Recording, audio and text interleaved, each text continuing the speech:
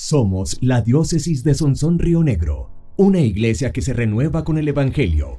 Fuerza de Dios. 2022, año de la confirmación.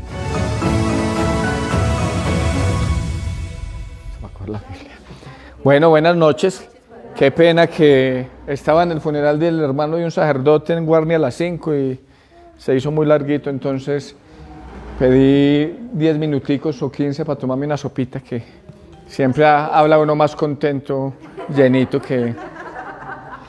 Muy bien, hoy vamos a hablar de la Pascua, dado que la acabamos de celebrar y que a veces hay muchos ritos y gestos que no entendemos y que deberíamos entender para comprender mejor, ¿cierto? Entonces vamos a iniciar con el texto del libro del Éxodo, en el capítulo 12.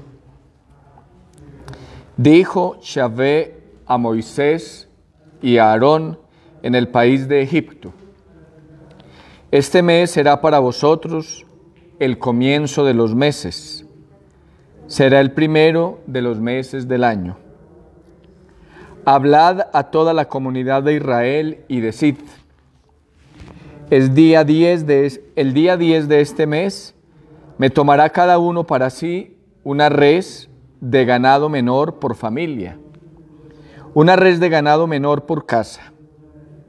Y si la familia fuese demasiado reducida para una res de ganado menor, traerá al vecino más cercano a su casa, según el número de personas y conforme a lo que cada cual puede comer. El animal será sin defecto, macho, de 1 año. Lo escogeréis entre los corderos o los cabritos.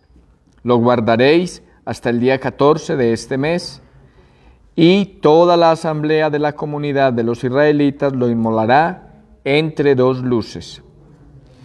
Luego tomarán la sangre y untarán las 2 jambas y el dintel de las casas donde lo coman. En aquella misma noche comerán la carne, la comerán asada al fuego con ázimos y con hierbas amargas. Nada de él comeréis crudo ni cocido, sino asado, con su cabeza, sus patas y sus entrañas. Y no dejaréis nada de él para la mañana. Lo que sobre al amanecer lo quemaréis. Así lo habéis de comer, ceñidas vuestras cinturas, calzados vuestros pies y el bastón en vuestra mano, y lo comeréis deprisa. Es Pascua de Yahvé. Yo pasaré esta noche por la tierra de Egipto y heriré a todos los primogénitos del país de Egipto, desde los hombres hasta los ganados, y me tomaré justicia de todos los dioses de Egipto. Yo Yahvé. La sangre será vuestra señal en las casas donde moráis.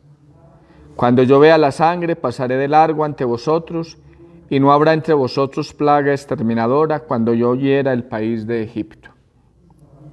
Este será un día memorable para vosotros y lo celebraréis como fiesta en honor de Yahvé de generación en generación. Decretaréis que sea fiesta para siempre. Palabra de Dios.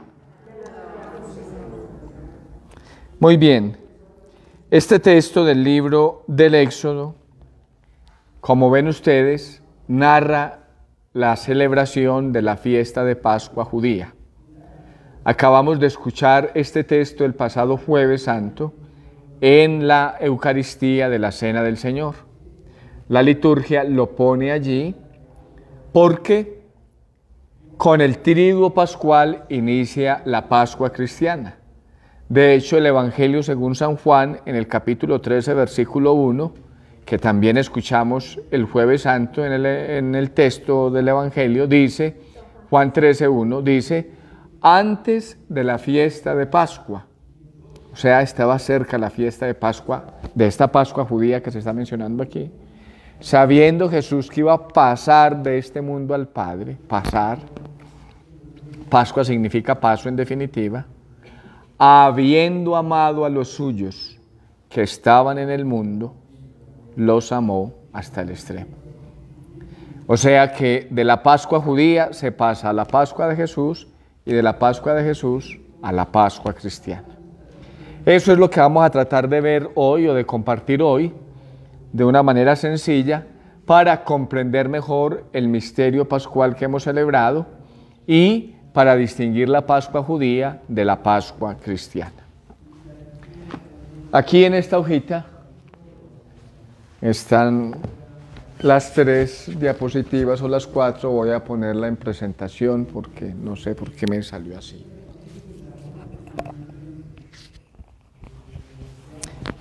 Muy bien, entonces hablemos primero de la Pascua judía. La palabra Pascua significa paso. Deriva del hebreo pexá, y literalmente significa paso o saltar. ¿Por qué estos significados? Porque lo que conmemora el pueblo de Israel en el Antiguo Testamento es el hecho más importante que experimentó el pueblo. ¿Cuál fue ese hecho más importante? Pasar de la esclavitud de Egipto a la libertad. ¿Sí?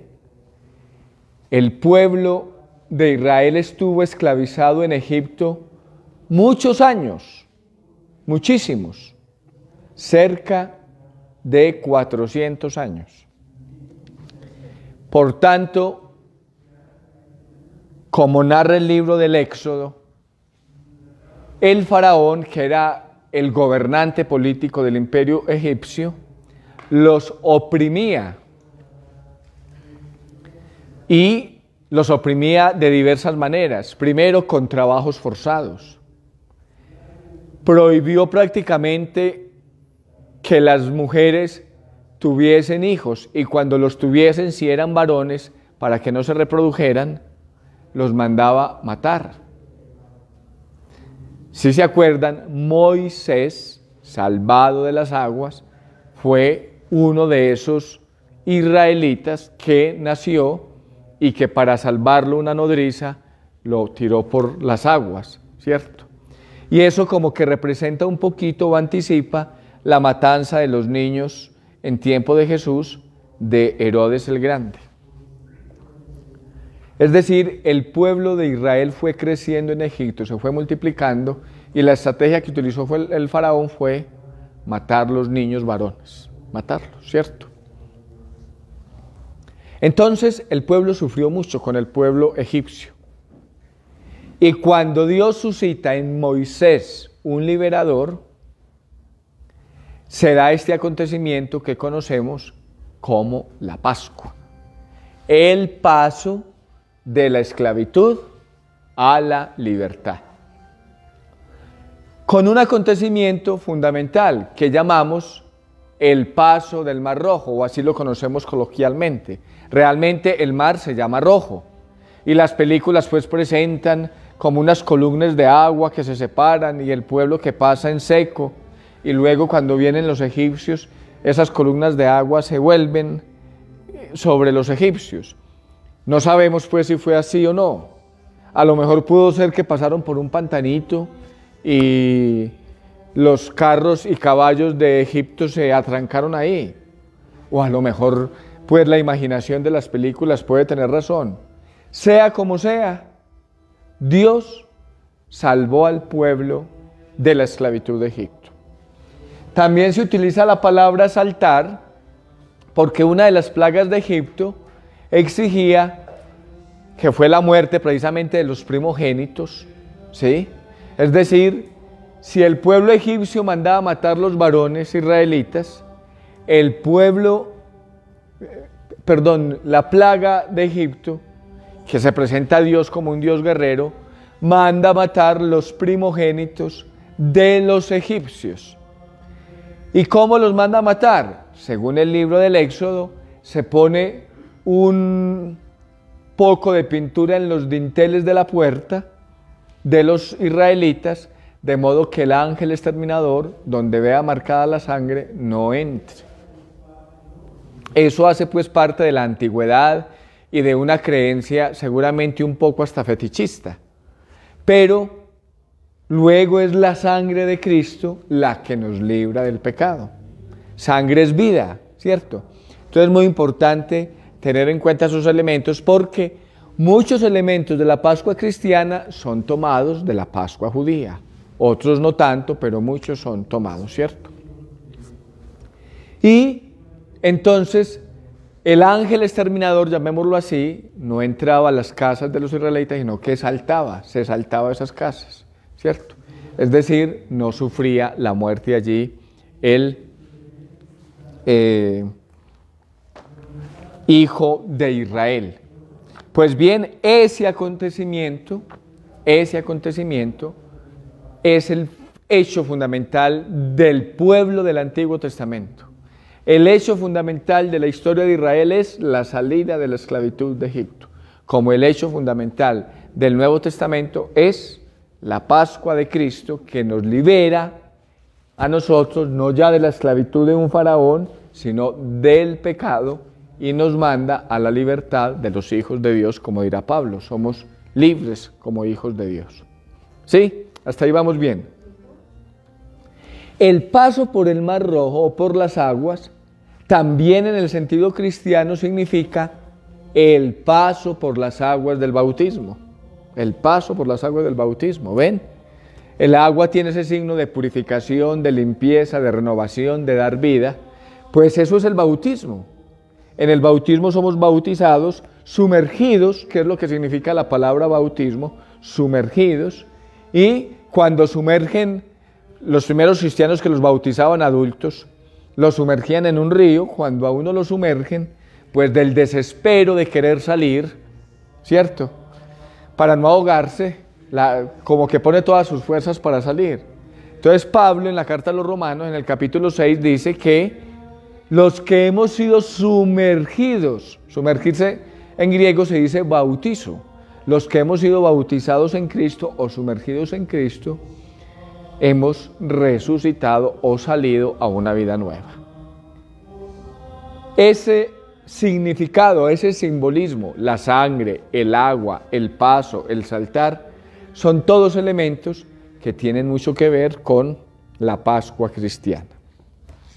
Entonces en el libro del Éxodo empezamos leyendo: dijo Yahvé a Moisés y a Aarón en el país de Egipto: este mes será para vosotros el comienzo de los meses, será el primero de los meses del año.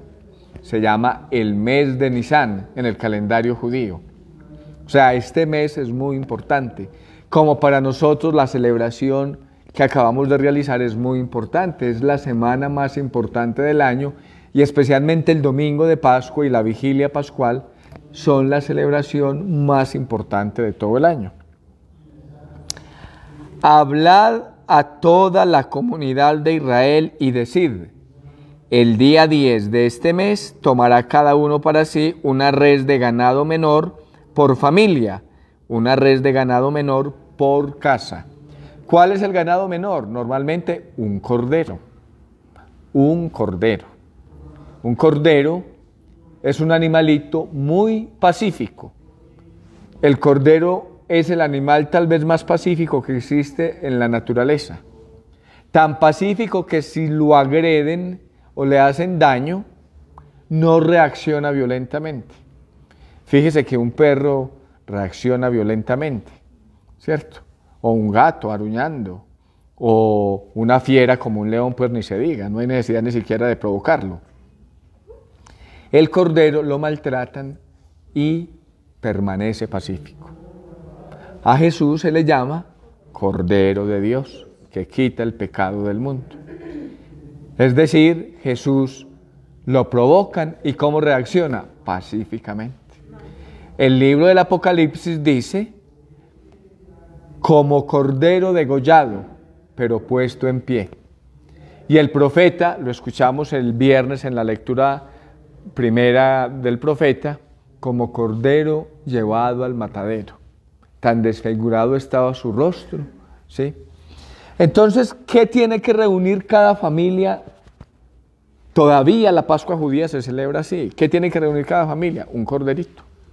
Si la familia es muy pequeña, como dice ahí, Si la familia fuese demasiado reducida para una res de ganado menor, traerá el vecino más cercano a su casa según el número de personas y conforme a lo que cada cual pueda comer. ¿Ve? De hecho, el libro del Levítico, en el capítulo 22,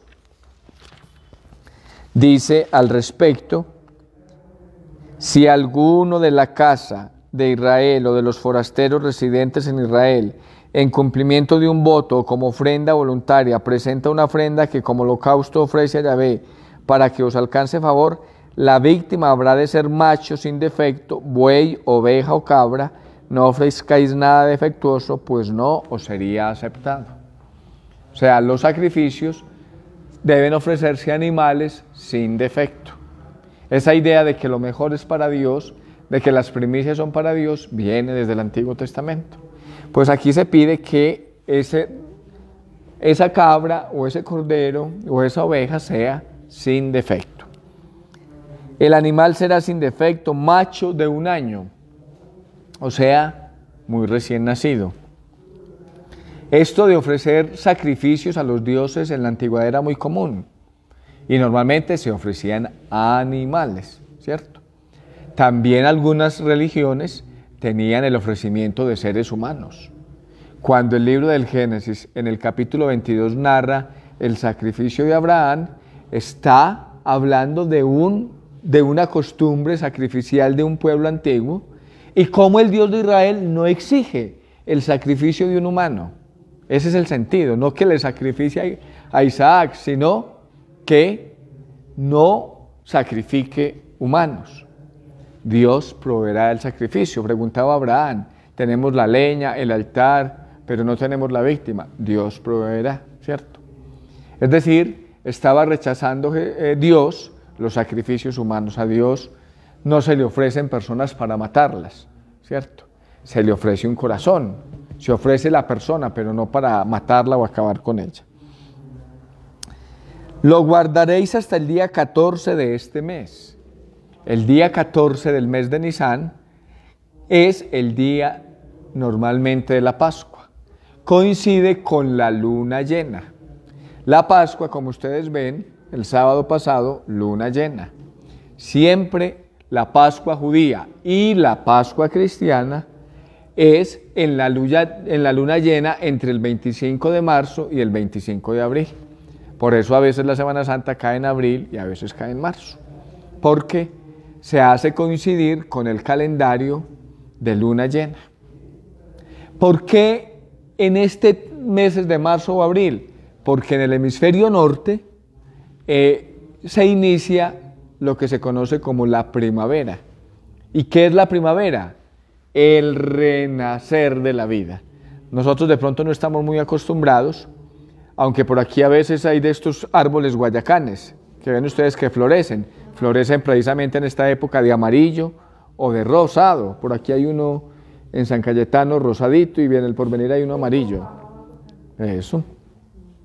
Cuando uno vive en el hemisferio norte, la gente pues que vive en Europa o en Palestina o en fin, el invierno por el frío seca la mayoría de los árboles, a excepción de los pinos, pero lo seca, eso quedan como chamizos que uno dice, pero eso ¿por qué no lo botan para leña? Y cuando empieza la primavera, yo por ejemplo cuando viví en Roma, que todos los días tenía que viajar del colegio a la universidad, todos los días que uno pasaba iba viendo el retoñito más grandecito, es decir, cómo la vida va apareciendo.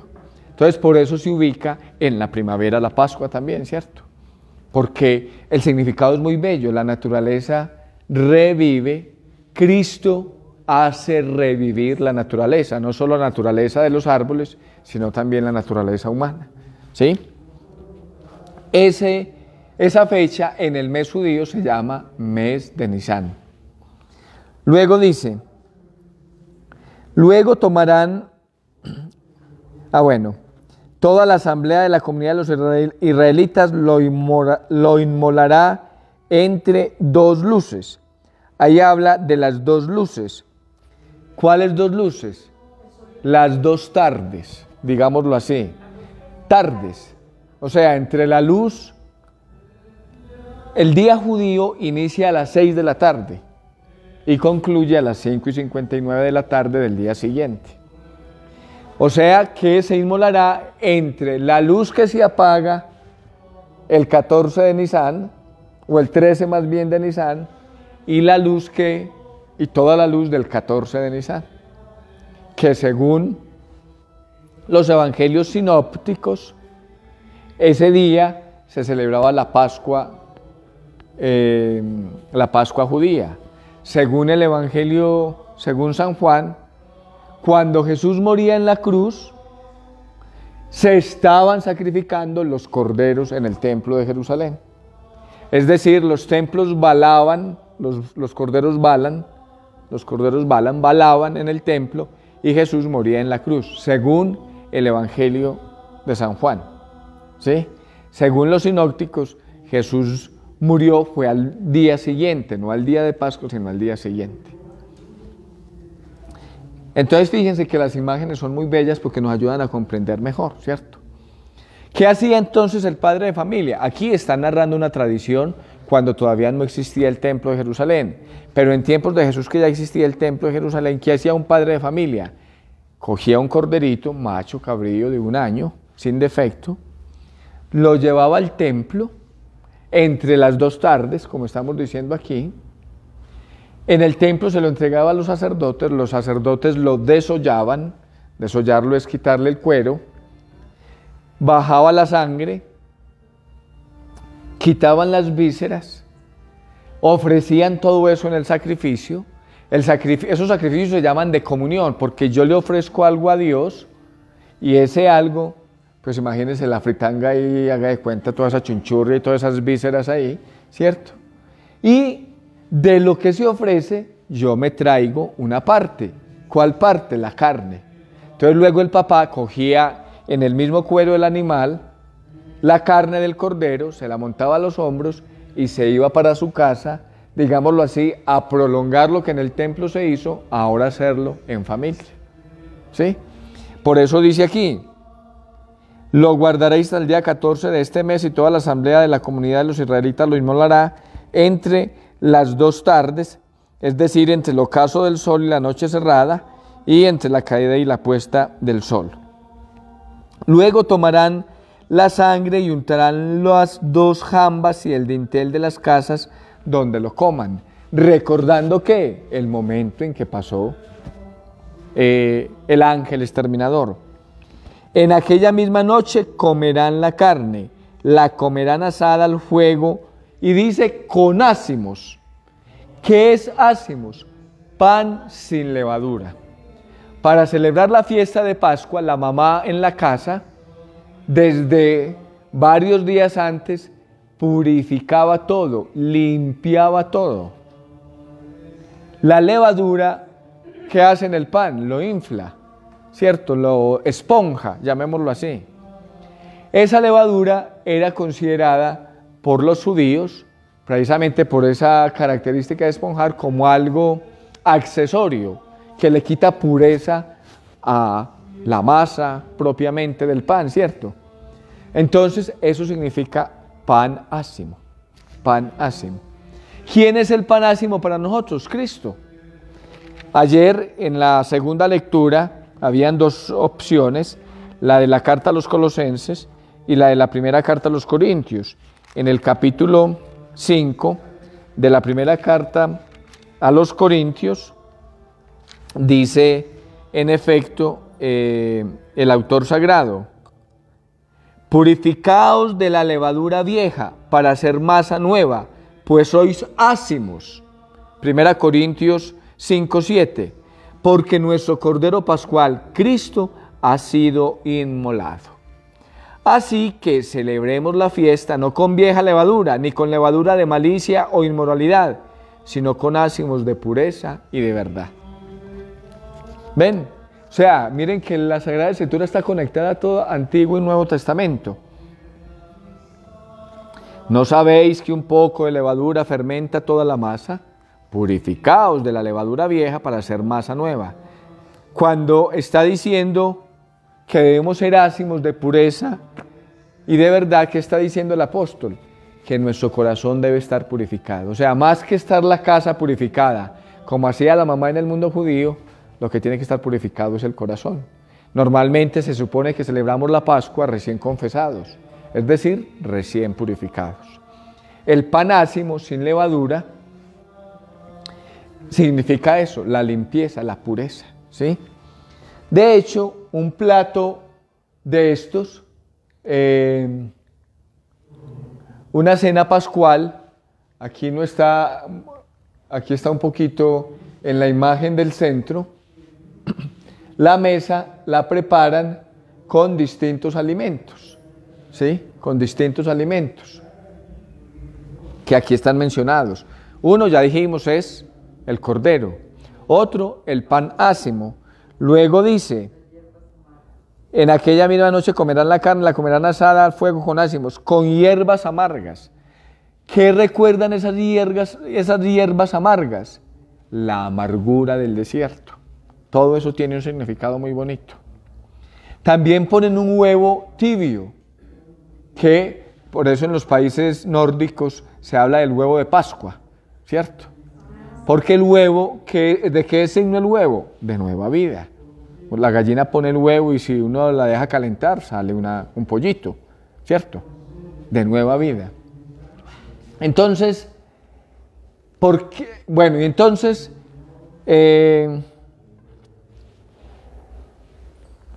nada de él comeréis crudo ni cocido, sino asado con su cabeza, sus patas y sus entrañas, y no dejaréis nada de él para la mañana, lo que sobre al amanecer lo quemaréis.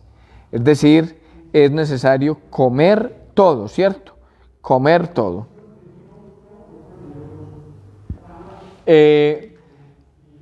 Y entonces el papá va con ese cordero, la mamá tiene organizada ya la bandejita con todos estos alimentos y los niños preparan a un niño para que pregunte, ¿por qué es tan importante esta noche? ¿Por qué en esta noche comemos estos platos? ¿Por qué en esta noche la cena es más larga? Y el papá empieza a responder con salmos. Se llaman los salmos del Jalel. Jalel, de ahí viene la palabra aleluya, los salmos de alabanza. Aleluya significa alabanza a Yahvé. Este cántico de este tiempo es aleluya, es decir, alabanzas a Yahvé, de gozo, de alegría. Pues los niños preguntan ¿por qué? Y el papá normalmente responde con los salmos del Jalel o los salmos de la aleluya, donde el papá empieza a contarle al niño, a transmitirle la fe, a recordarle. ¿Qué dicen esos salmos? Bendito sea Dios. Entonces, bendito sea Dios por el pan, bendito sea Dios por el fruto de la tierra, bendito sea, es decir, el papá como que introduce al niño para que reconozca que todo lo que tiene es bondad de Dios. No es que la naturaleza da los frutos porque sí, bondad de Dios, ¿cierto? Bendito sea Dios por el fruto de la uva que produce el vino en el lagar. Y de hecho en esta cena hay 4 copas de vino que se toman durante la, ¿cierto? Y son copas pues grandes. O sea que la gente sale medio contentica. Es una fiesta, es una festividad, ¿sí? El vino es muy importante en la Sagrada Escritura. Es el signo de la alegría. El profeta Isaías dice que el reino de los cielos, cuando venga Dios, será como una fiesta con vinos de solera, es decir, los vinos mejores. Entonces, ¿qué es lo que hace? Porque esa fiesta empieza desde las 6 de la tarde y puede extenderse hasta las 2 de la mañana. ¿Qué se hace en todo ese espacio? Se van comiendo estos alimentos y se van proclamando los salmos del Jalel. Y así se transmite la fe a los niños.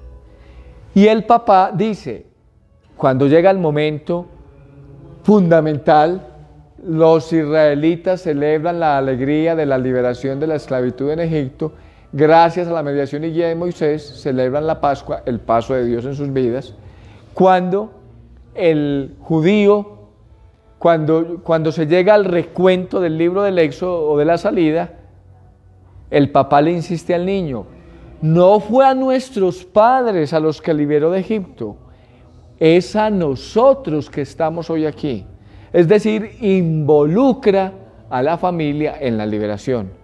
Eso se llama anamnesis o conmemoración. Se recuerda un hecho del pasado que tiene efectos en el presente. Es lo que nosotros hacemos también en la celebración pascual que celebramos, ¿cierto? Recordamos la Pascua de Cristo, pero nos vemos involucrados en esa Pascua, ¿cierto? Luego dice el texto: así habéis de comer, ceñidas vuestras cinturas. ¿Qué significa ceñidas vuestras cinturas? Amarrados. ¿Para qué? Para recordar que estamos listos para salir, que no nos coge desprevenido. Cuando celebramos la Pascua cristiana, estamos diciéndole al Señor: yo ya estoy listo para encontrarme contigo. O sea, si vienes hoy, no me coges desprevenido. ¿Ve? Calzados vuestros pies, ceñidas vuestras cinturas y bastón en vuestra mano. Es decir, listos para salir. ¿Por qué? Porque como pasaba el ángel exterminador y en las casas donde estaban con dintel de sangre se saltaba, por eso posiblemente de ahí viene la palabra. Por eso les decía, Pascua puede ser o ese salto o el paso del Mar Rojo. Entonces los israelitas tenían que estar listos para salir. Así lo comen, es decir, para celebrar la Pascua se visten de una manera especial. Y lo comeréis deprisa. ¿Por qué deprisa? Porque es la liberación. Es Pascua de Yahvé. Yo pasaré esta noche por la tierra de Egipto, heriré a todos los primogénitos del país de Egipto, desde los hombres hasta los ganados, y me tomaré justicia de todos los dioses de Egipto. Yo Yahvé, la sangre será vuestra señal en las casas donde moráis. Cuando yo vea la sangre, pasaré de largo ante vosotros, y no habrá entre vosotros plaga exterminadora, cuando yo hiera el país de Egipto. Este será un día memorable para vosotros, y lo celebraréis como fiesta en honor de Yahvé, de generación en generación, decretaréis que sea fiesta para siempre. Y los judíos cada año celebran la Pascua, ya no deprisa, ya no tienen templo, ya no pueden llevar el cordero allá, pero sí en la casa y donde estén, celebran la Pascua de esta manera. Entonces fíjense, aquí pues el dibujito es de un judío, los judíos, los más, se llaman los sionistas, es decir, los más arraigados a las tradiciones, tienen aquí unos crespos. Se dejan crecer el pelo aquí, pues las patillas, pero más gorditas, y se hacen esos, lo más de lindo, los niños se ven con esos crespitos, y normalmente tienen un sombrero o un solideo. El solideo, como el que utiliza el obispo, ellos lo utilizan negro, que significa solo Dios o debajo de Dios. Yo estoy debajo de Dios. De hecho, cuando uno va de turista al Muro de las Lamentaciones en Jerusalén, se tiene que poner un solideo o una kipá, se llama. Allá le prestan a uno, le regalan una de cartón si no compra pues de las de tela. Porque significa, estoy debajo de Dios, estoy entrando a un lugar sagrado. Bueno, entonces, aquí vamos a ver un poquito la comparación entre la Pascua judía, la última cena, que es la Pascua cristiana, o más bien la Pascua de Jesús, y la Eucaristía. ¿Cómo se llama la Pascua judía? Se llama Sheder en hebreo. Sheder es una palabra que significa orden, porque sigue todo ese ordenamiento de que primero se come esto, luego las hierbas amargas, luego el huevo, ¿cierto? Hasta que se llega, lo último es el cordero. Y entre eso unos vinos que son abundantes y, como les digo, las oraciones y los cánticos del Halel. ¿Cómo se llama en tiempo de Jesús? Nosotros la llamamos la última cena, pues porque fue la última cena de Jesús, pero sería la cena pascual de Jesús. ¿Y cómo la llamamos los cristianos? Eucaristía. La palabra Eucaristía es una palabra griega que significa sí, bueno, haris, gracia, Eucaristía, acción de gracias. O sea que el pueblo de Israel da acción de gracias por la liberación de Egipto. Jesús da acción de gracias por su encuentro con el Padre de nuevo. Los cristianos damos gracias por el paso de la muerte, del pecado, a la vida. Alimentos para comer: cordero, macho, sano, humilde al sacrificio, panásimo, lo más puro, sin nada sintético. Hierbas amargas para recordar lo vivido en la esclavitud, vino y copas, el compartir. Por eso, tanto en el Antiguo Testamento como en el Nuevo, se compara mucho el cielo como una fiesta. Fíjense que uno va a una fiesta, y una fiesta pues buena, normalmente hay abundancia de comida. Y uno puede repetir pasaboquitas y cositas, ¿cierto? Segundo, en una fiesta, lo normal es que haya alegría. Tercero, en una fiesta, se supone que todo el mundo está conversando. O sea, mi Dios es una fiesta. A veces lo presentamos como un viejito amargado, caprichoso. Mi Dios es una fiesta. Nosotros debemos vivir en fiesta. ¿Ve? Entonces, esos alimentos tienen mucho que ver con los alimentos de Jesús y con los alimentos que nosotros utilizamos. Allá era un cordero sin mancha. Aquí era Jesús, el cordero, como lo llama el mismo evangelista Juan, Cordero de Dios. En la Eucaristía, ¿qué dice el sacerdote cuando presenta la hostia consagrada? Este es el Cordero de Dios, que quita el pecado del mundo. El pan, ácimo, lo más puro. Jesús, obviamente lo más puro, sin nada sintético, comió Jesús. Nosotros, la hostia es un pan ácimo. Primero pues daban el pan como tal pan, no tan esponjado, sino que queda más duro, ¿cierto? Y se comulgaba así, pero ya cuando se multiplicó el cristianismo, pues ya las monjitas hacen eso que llamamos hostia, que es un pan, por eso no sabía nada, ¿cierto? Es un pan puro, es como la limpieza, ¿sí? Lo más puro, sin sal y sin levadura, ¿cierto?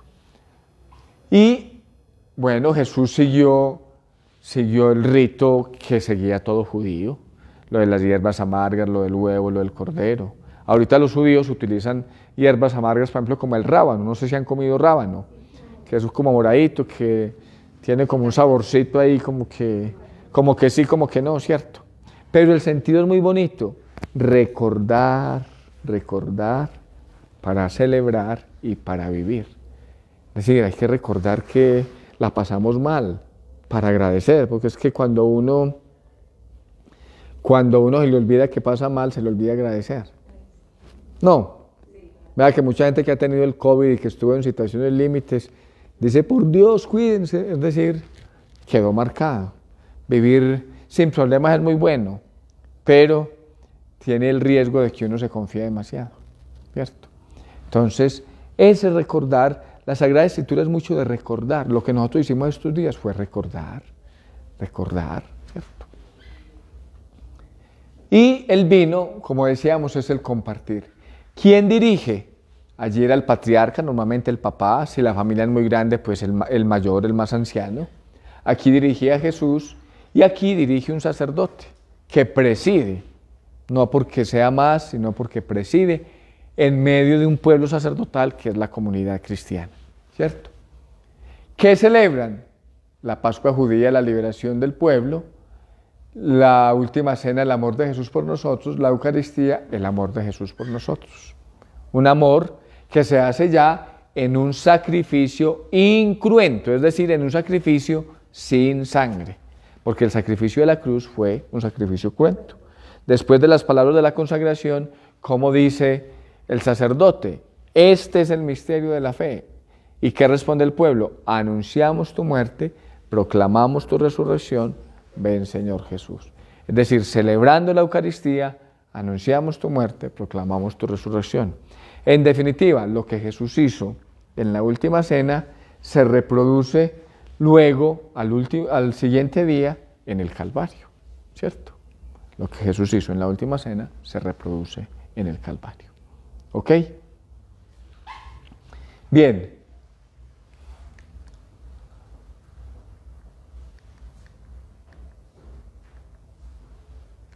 Toca en tu corazón, no te fuerza, tú decides desde tu libertad, déjalo entrar que habita en tu vida y la puerta se abre desde dentro y así al interior. Eso es un texto del libro del Apocalipsis. Mira que Jesús está a la puerta y llama. Si le dejas entrar, ¿cierto? La Pascua es eso, un entrar en la liberación. Porque uno no es obligado a ser liberado. Uno es obligado, uno es invitado a la cena, no obligado. Bueno, yo quería compartirles esto porque Estos signos a veces que celebramos los pasamos muy de largo porque o no los entendemos o no nos los han explicado o no estamos atentos, ¿cierto? Como ustedes se dieron cuenta, en lo que celebramos el Jueves Santo no está la cena descrita por el evangelista San Juan. Lo que está es, en el contexto de una cena, la actitud de servicio de Jesús con el lavado de los pies. Este servicio lo hacía normalmente un esclavo en cualquier familia judía. Cuando llegaba un visitante, el esclavo iba a atender al huésped, era un signo de cortesía y se le lavaba los pies, que significa, como la mayoría utiliza sandalias, como el caminar que llevas es limpiado por Dios, ¿cierto? Y Jesús asume esa condición. A Pedro le costó mucho, por eso le dijo, tú lavarme los pies a mí, ni riesgos. ¿Qué le responde Jesús? Si no te dejas lavar, ¿cierto? No tienes que ver nada conmigo. Es decir, si tú no te haces servidor, nada tienes que ver conmigo. O sea que la liberación que propone Jesús no solamente es del pecado, sino como de ese orgullo o de ese egoísmo personal que a veces uno construye sobre uno mismo y que le impide ser servidor de los demás. Muchos de ustedes están en grupos apostólicos de la parroquia donde ¿qué es lo que hacen? Prestar un servicio a los enfermos o a los niños en la catequesis o a los pobres en el comedor. De hecho, los del movimiento Emaús cuando hacen retiros, ¿cómo llaman? Servidores, ¿cierto?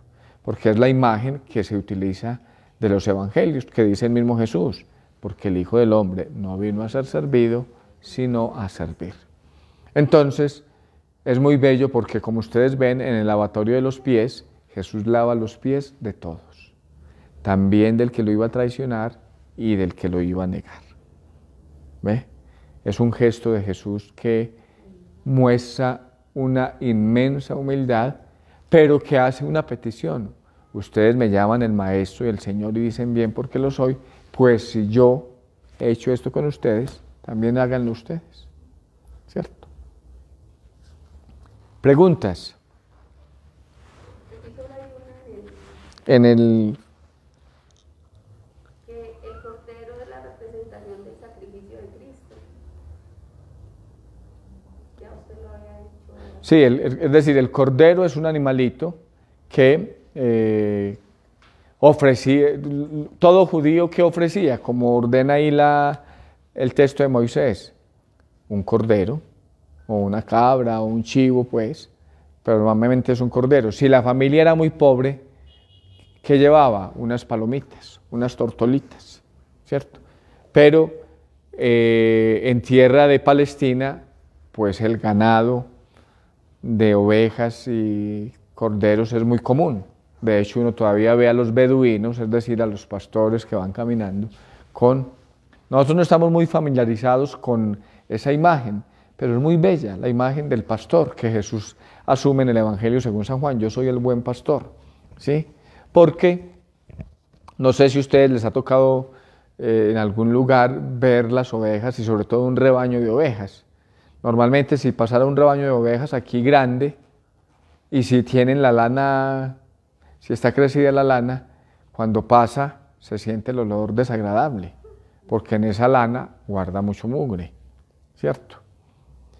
Entonces, esa imagen de Jesús tomando una oveja, que se representa a Él como buen pastor, nosotros que somos sus ovejas, es cómo carga el mugre de la humanidad, ¿cierto? Segundo, la oveja es un animal muy torpe, se mete a las cañadas, se choca, como nosotros.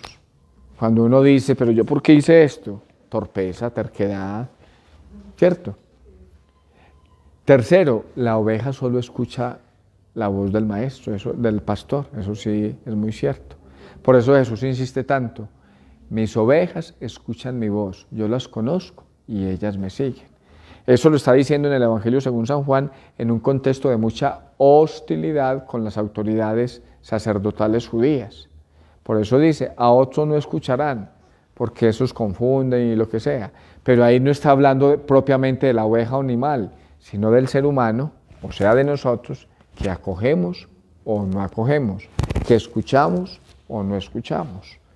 Esta escuela bíblica, ¿cuál es el sentido? Conocer más de la palabra para escuchar mejor al pastor, ¿cierto?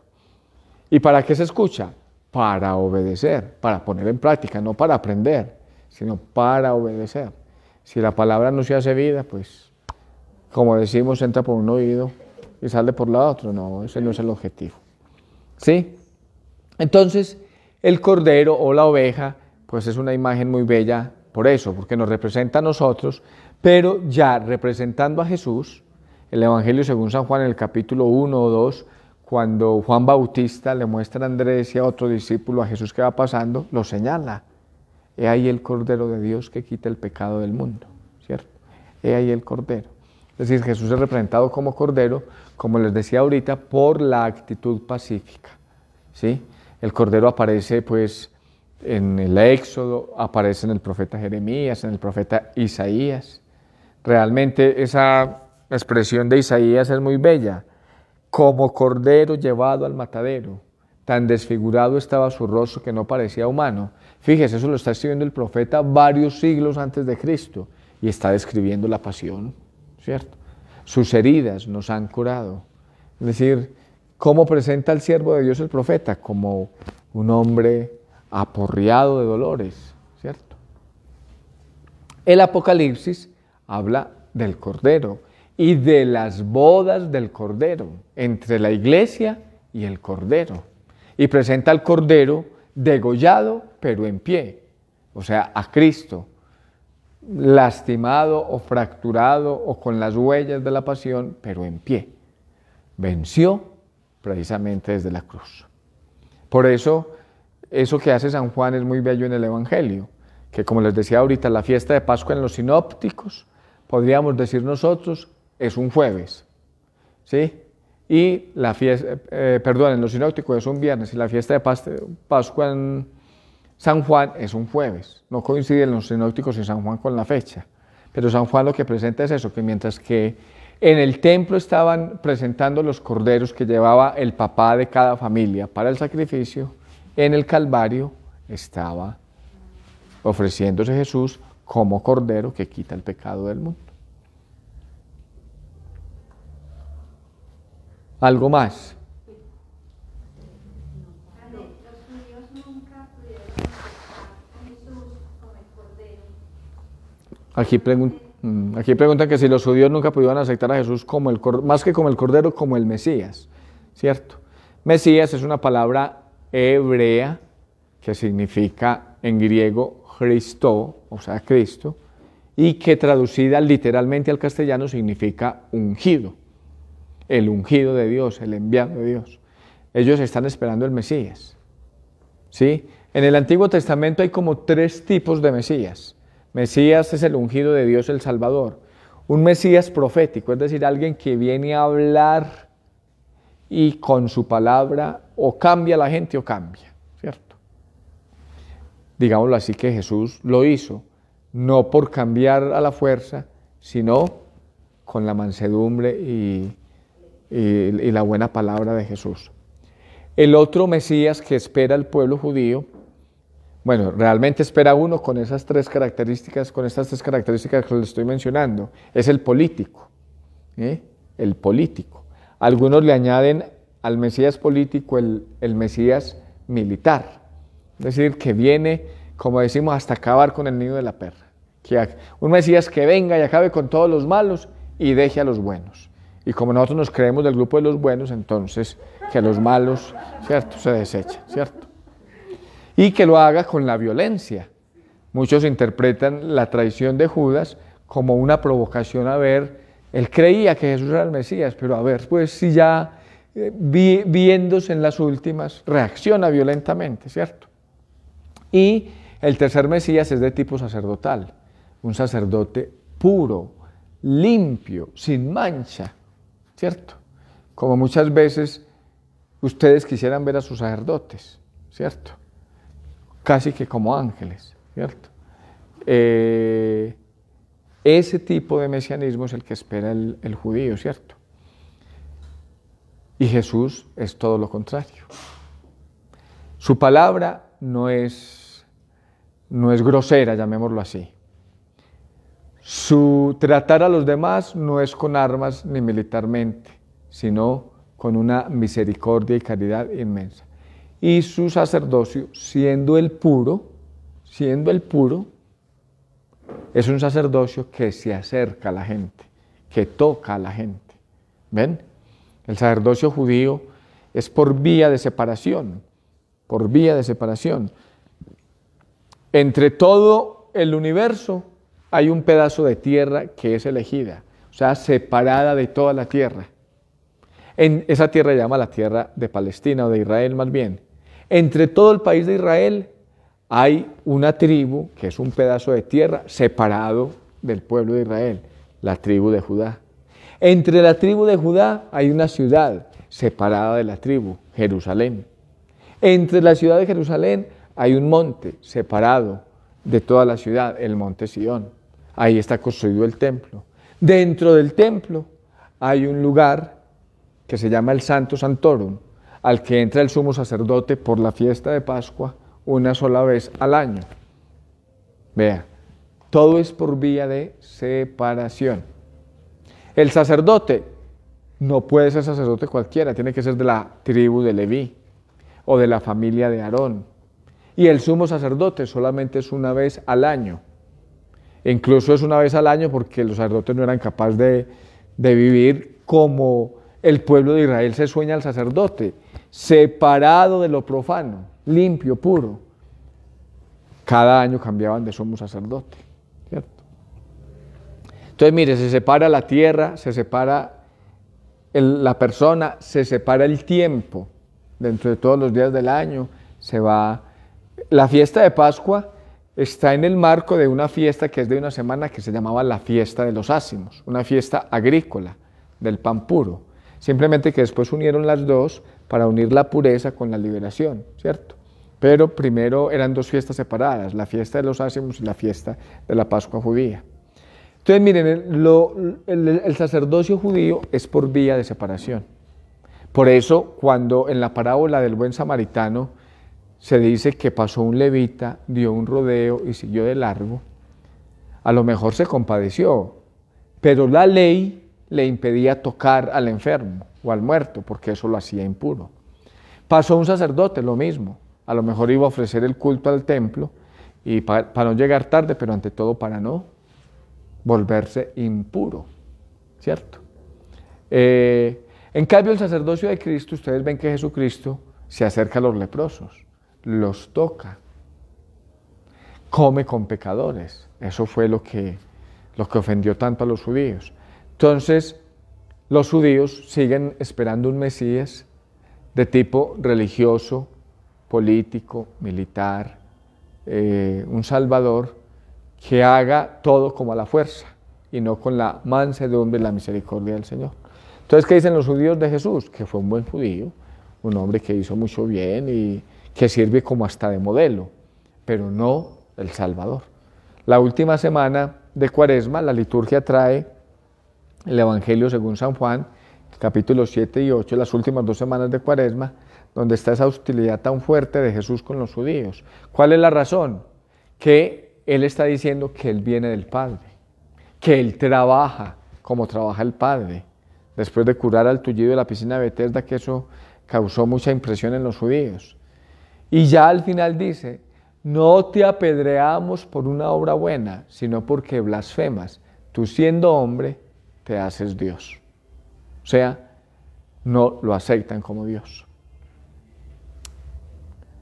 Sí, no, que quería hablar pues como sobre eso, porque yo leí que inclusive en el canon de Alejandría, los judíos se apartan de él y crean su canon, el canon pues de Palestina, quitándole los libros, porque Jesús le estaba haciendo muy incómodo a ellos, le estaba haciendo muy incómodo cuando entró al templo y los arrojó, cuando empezó a tocar a los leprosos, cuando empezó, inclusive en esos en esos libros antiguos es donde se habla de esa profecía de que Jesús es el Mesías, y en esos es donde se reafirma que viene Él, y ellos por eso lo dejan a un lado, porque para ellos sería como aceptar en la lectura de esos libros. Lo matan, les incomoda, lo matan, lo entierran. Fíjese que hoy lo que señala el Evangelio según San Mateo, que es muchos años ya después de la resurrección del Señor, los sumos sacerdotes, sea por guardar su estatus o por lo que sea, pagan para que digan que se lo robaron, ¿cierto? Yo decía esta mañana en la homilía, desde el principio hasta hoy, nos quieren robar a Jesús, ¿cierto? Entonces ya uno verá si aceita el mensaje de alegraos del mismo Jesús o aceita el mensaje que pone en duda de que Él está vivo. Eso de qué depende ya del corazón y de la apertura del corazón que uno tenga. Muy bien, sí, Juanita. Dentro de los judíos, pues, haciendo un análisis, algunos aceptaron a Jesús, ¿hay algún grupo especial que se convirtió en católicos o ninguno? ¿Fueron todos? No, es decir, en tiempos de Jesús y en tiempos de los apóstoles, algunos judíos se hicieron cristianos. Esa fue precisamente la lucha de Pablo, ¿cierto? Porque Pablo predicó a muchos paganos, ¿cierto? Como Pedro. El libro de los Hechos de los Apóstoles, en el capítulo 10, dice que Pedro fue a visitar a Cornelio, que era un pagano, y que Pedro tuvo reparo en entrar. Y Dios le dijo, no llames impuro lo que yo he hecho puro, ¿cierto? Por medio de una visión que tuvo de unos animales, no sé si recuerdan el texto, ¿cierto? Pedro entra a casa de Cornelio, come con él y Cornelio se convierte. El libro de los Hechos de los Apóstoles presenta todo muy románticamente, pero Pedro no salió bien librado de allá, ¿cierto? No salió bien librado. ¿Por qué? Porque muchos judíos que se convirtieron al cristianismo, se convirtieron pero viviendo como judíos. Es decir, sin la libertad que traía Jesús, la libertad de los hijos de Dios. Y eso fue lo que ocasionó la pelea de Pablo con muchos. Es decir, por eso algunas personas las llaman judaizantes, cuando se vuelven muy estrictas en su fe, incluso católica, que es que no se hizo esto y no se hizo aquello, ¿cierto? En Semana Santa hay muchas peleas por eso, que no se prendió esta vela, que el arreglo no estuvo así, que es que la señora que hace esto siempre, cuando lo más importante es el encuentro con el Señor, ¿cierto? O sea, uno que tiene que ser muy respetuoso de las tradiciones, pero lo esencial es lo litúrgico, las procesiones y toda esa parafernalia de cosas. A veces uno se cuestiona, ¿cierto? La gente está ahí por curiosidad, por devoción, hay de todo. Con toda seguridad que hay mucha gente recorriendo la procesión en el sentido que tiene, de ir procesionalmente, ¿cierto? Otros por curiosidad, ve cómo quedó bonita la Virgen, o cómo quedó, o no quedó, ¿cierto? Además, pues yo me ponía a ver ayer cuando venía la procesión del resucitado, dos muchachos ahí alzando los cables, ¡ay, ay, despacio, baja! ¿Cierto? Eso distrae, pero pues haga la procesión y verá, ¿cierto? Pero lo esencial es la vivencia del misterio y la vida, ¿cierto? Había en Cesarea un hombre llamado Cornelio, centurión de la cohorte itálica, piadoso y temeroso de Dios, como toda su familia, daba muchas limonas al pueblo y continuamente oraba a Dios. Era un hombre piadoso, pero no era judío. Vio claramente en visión hacia la hora 9 del día que el ángel de Dios entraba en su casa y le decía, Cornelio. Él le miró fijamente y lleno de espanto dijo, ¿qué pasa, Señor? Le respondió, tus oraciones y tu iluminación han subido como memorial ante la presencia de Dios. Ahora envía hombres a Jope y haz venir a un tal Simón a quien llaman Pedro. Este se hospeda en casa de un tal Simón curtidor que tiene la casa junto al mar. Apenas se fue el ángel que le hablaba, llamó a 2 criados y bueno, mandó, ¿cierto? Al día siguiente, Estaba Pedro perplejo pensando qué podría significar la visión que había visto cuando los hombres enviados por Cornelio, después de preguntar por la casa de Simón, se presentaron a la puerta, llamaron y preguntaron si se hospedaba allí Simón llamado Pedro. Estando Pedro pensando en la visión, le dijo el Espíritu, ahí tienes unos hombres que te buscan, baja pues al momento y vete con ellos sin vacilar, pues yo los he enviado. Pedro bajó donde ellos y les dijo, yo soy el que buscáis.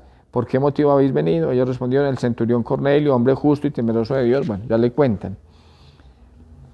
Pedro va y bautiza incluso a Cornelio, pero los judíos no le perdonaban eso a Pedro. Y muchos de esos judíos se hicieron cristianos, ¿cierto? Entonces, no, en los inicios del cristianismo, muchos judíos aceptaron a Jesús, muchos. Tanto así que el libro de los Hechos de los Apóstoles dice en el capítulo 6, cuando la institución de los 7, por aquellos días, al multiplicarse los discípulos de Jesús, hubo quejas de los helenistas contra los hebreos, es decir, de los cristianos procedentes del paganismo o del helenismo contra los cristianos procedentes del judaísmo. ¿Cuál era la razón? Las viudas eran desatendidas en la asistencia cotidiana. Los 12 convocaron la asamblea de los discípulos y dijeron, no parece bien que nosotros abandonemos la palabra de Dios por servir a las mesas, por tanto, buscad 7 hombres entre ustedes, y ahí eligen a los 7 diáconos. Luego estos 7 diáconos también se van a predicar, pero ese inicio de esas 2 comunidades es difícil. También sucedería hoy, cuando entra una persona a un grupo que para algunos es de una vida moral muy mala en el concepto de uno, pero usted cómo está aquí, pero cómo viene aquí, ¿cierto? O sea, nos cuesta. El Papa, por ejemplo, Francisco, que es tan abierto, y muchos dicen que es un demonio, ¿cierto? Entonces, eso fue lo que le pasó a Pablo, que Pablo predicaba la libertad del Evangelio, y muchos judíos que se convirtieron al cristianismo predicado por Pablo querían vivir el cristianismo, pero con las costumbres judías, como la circuncisión, el templo, las obras de la ley. No la ley, porque la ley es buena y es santa, el mandamiento de Dios es justo, ¿cierto? Sino las obras de la ley, la carne, el sábado, que en sábado no se puede caminar más de 2000 pasos, que cierto, todo eso. Yo les leía la vez pasada el capítulo 14 de la carta a los hebreos, ¿cierto? De la carta a los romanos, perdón, ¿cierto? El que come hierba, si lo hace por el Señor, y el que come carne, si lo hace por el Señor. Cada quien obre según su conciencia. Que come 1 kilo de carne o un novillo entero, pero ame. Que 3 bultos de hierba, porque no le gusta comer carne, listo, pero ame. El problema no es si se come o no se come, el problema es cómo está el corazón enamorado del Señor.